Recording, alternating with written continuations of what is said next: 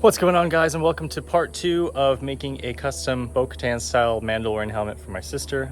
This episode we are going to be painting. If you guys want to see me make this, mold it together, sand it, and prime it and do all that, you can go watch this video up here or up here, whichever side it goes to. But today we're going to actually do the paint job, and the first thing we're going to do is this cool metallic part, because for the sides here and then the vent on the back, boop, and then this part here is all gonna be silver. But I figured if I do silver all around it, then whenever I do the pink on top, she's doing like a neon pink, then I can get sandpaper and kind of scratch little parts for battle damage, and the silver will poke through. So I'm basically doing a coat or two of this silver metallic over the whole helmet, and then doing pink on top of that, and then yeah, we'll just see how it goes. So this is a learning process for me, so hopefully this helps any of you guys trying to make your own Mandalorian helmets too. So yeah, and I like Rust-Oleum. I've used it to paint ukuleles and skateboards before, so let's do this.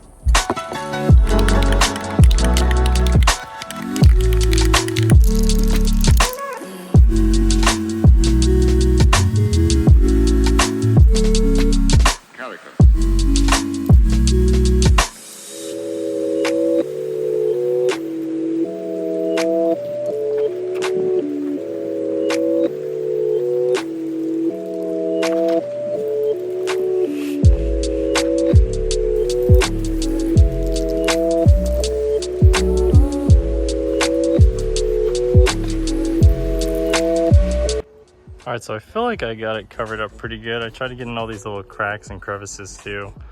Like I said, it's only going to be mostly important on this part, and then the vent on the back, and then this whole strip, because that's where the silver is actually going to be. The rest of the helmet is going to turn pink.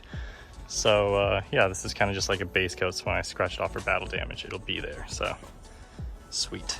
All right, so this dries to the touch in an hour, but it completely dries in 4 hours. So I think I have to wait like 4 hours before I put the pink on top of it, because I don't know if I can tape it without the paint peeling up until it's completely dry for 4 hours. So now we play the waiting game. All right, so this is finally dry, and I taped around that whole metal part that's gonna be on the back, the vent, and then the earpieces. So hopefully it turns out good.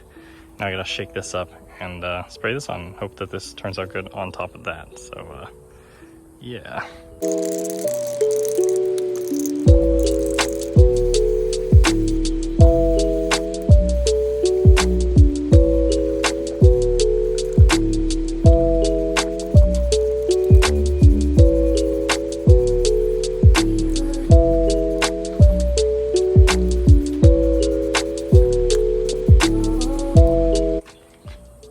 Heavy back here, so there's some drips, but I think this will be easy to sand off and give me some battle damage. So that's the good news about doing battle damage.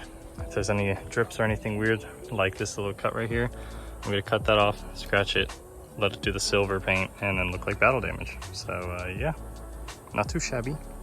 So the pink's actually turning out pretty good. I'm gonna give it like 15 minutes to dry and then do a second coat, and then see how 2 coats looks and see if I need to do any more. But yeah, hopefully 2 is enough. Whew. Okay, so after the second coat, I scratched up some parts and did some battle damage so that it looks a little more like an active Mandalorian. But I think the pink turned out pretty good, and the silver is still very silvery, nice and shiny.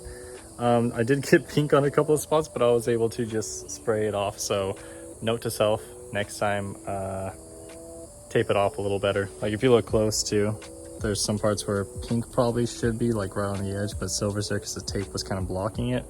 But from far away, and honestly up close, you can't really see it, but unless you like get like right up next to it. So I'm really happy with how this turned out. I'm gonna go ahead and do a clear coat and seal this basically so that the paint doesn't chip off or scratch off anymore. So yeah, painting it was a lot easier than doing all the other stuff, obviously, because you just kind of spray it on, and this is just the personalization part. So yeah, that was fun.